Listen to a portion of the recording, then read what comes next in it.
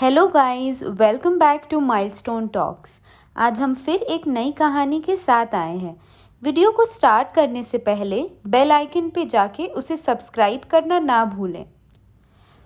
तो आज की कहानी का नाम है the student suicide crisis. The Indian institute of technology were conceived as a post-independence nation-building project representing India's urges, India's future in the making. In the world of the first Prime Minister Jawaharlal Nehru in 1956. Over the following 60 years, the institutes went from acting as the generator of an emerging India's technological capital to becoming a force of social distinction for its globalized middle classes.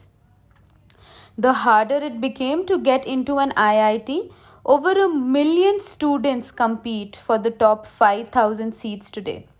The shinier a prospective future becomes. The IIT brand is furthered every day by its habitually overachieving alumni. The Indian origin CEO of Google, Sundar Pichai, is an IITian. So is billionaire venture capitalist Vinod Khosla, among a galaxy of other global marquee names. In fact, when Satya Nadella became the CEO of Microsoft, it was considered remarkable that he was not from an IIT. Naturally, a sizable prep industry has taken deep roots. Coaching for the two-part entrance exam to the 16 functioning IITs, which test quantitative aptitude of high school graduates in physics, chemistry, and math, is today a multi-million-dollar industry. Its nerve centers is Kolkata, a small town in Rajasthan where some 150,000 students are enrolled in a cluster of coaching institutes any time of the year. The town's hyper-competitive coaching institutes have earned a reputation for helping students crack the IIT entrance. Thousands have made it since the business picked up in the early 2000s. But it can also be deadly. In the past 5 years, 57 students have committed suicide. And this is just the number on the roll call. Millions have happened behind it. One such case is that of Kriti Tripathi, a cheerful, bubbly, sweet girl who entered Kota with hopes to change her life, but ultimately ended her life herself. On 28th April, the 17-year-old IIT aspirant jumped to her death from the top of a 5-story building. Just the day before, she had cleared the first stage of the IIT entrance exam. Tripathi, the only one of many students in Kota to have ended their lives so far this year, but her story was different from most others. She wasn't led to suicide because of failure. She was led to it because of fear of it. Sorry for being weak and not showing courage, but I am tired now. No strength left in me. Tripathi wrote in a 5-page suicide letter that exposes the emotional cost at which the Indian middle class chases its biggest status symbol. A seat at one of the uber prestigious engineering colleges called the Indian Institute of Technology. Most students already have a theory regarding her suicide, and all of them are directed towards marks. It has to be marks. See, she got 144 in mains, and it's not a bad number, but it's also not a very good one either. It's only 44 marks above the cutoff of 100. In advanced, you have to compete with 2 lakh students for 20,000 seats, so the pressure is insane. These were the lines of Kriti's batchmates. Bright, cheerful, and ambitious, that's how 17-year-old Kriti's neighbors in Ghaziabad remembered her. That she wasn't depressed went unnoticed, even by her parents, who stayed with her for most part of the 2 years that she spent studying for IIT at Kota's vibrant academy. So here are some of the main reasons that experts say are the reasons why students in Kota commit suicide. Number 1. Parental expectations. Most parents don't even ask their kids about their interests and whether they are interested in pursuing medical or engineering. And that is why, under pressure, students commit suicide. Number two, no screening process.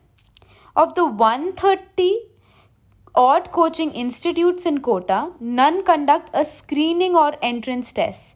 Not all students are cut out for IIT or AIMS.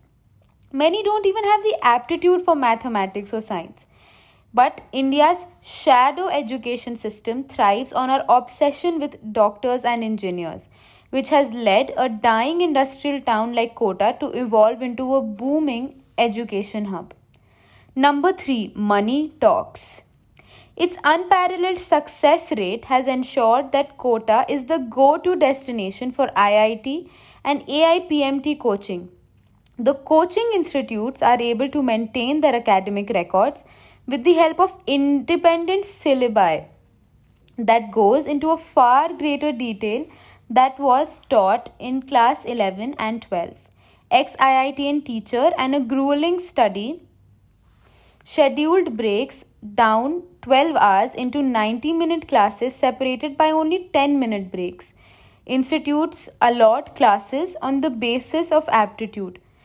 Those in the top batches are given express treatment like special classes, fully equipped libraries, and 24-hour teachers on call for clearing doubts. Potential toppers are given fully furnished apartments with a cook, maid, and a scooter. When you see others doing well, it instills a sense of competition. But when you see them being rewarded with money and other facilities, it leaves you feeling secure, said one of the students of the Kota's coaching institutes. Number 4, poaching toppers. In Kota, scouts who identify potential toppers are common. Coaching institutes are known to lure them with money just so that their top rank in the IIT or AIPMT can be published under the institute's name. Crores are spent on advertising these top all India ranks in newspapers and on hoarding across the country to lure more students to join them. Number 5, catching them young. The coaching institutes have realized the business potential of starting coaching classes for children as young as 12 years of age. These students are enrolled in what is called a dummy school. On paper, they are enrolled in a government recognized school, but in practice, they are attending coaching classes instead of regular school. Attendance is not a criteria to get into a higher class. Since such young students don't get the kind of warm environment they need to grow, it leads to mental breakdowns in the future. So, to sum it all up, it is fair to say that Kota has killer classrooms.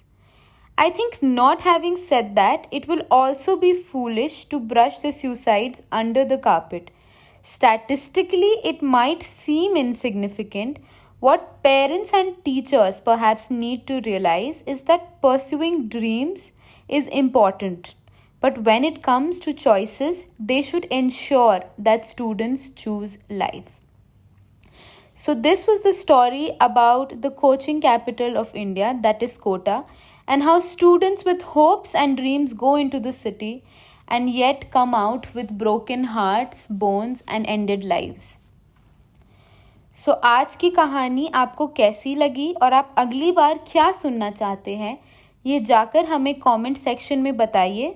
और अगर आपने ऐसे किसी Kota student या दोस्त के बारे में कुछ कहना है तो वो भी हमें बताइए.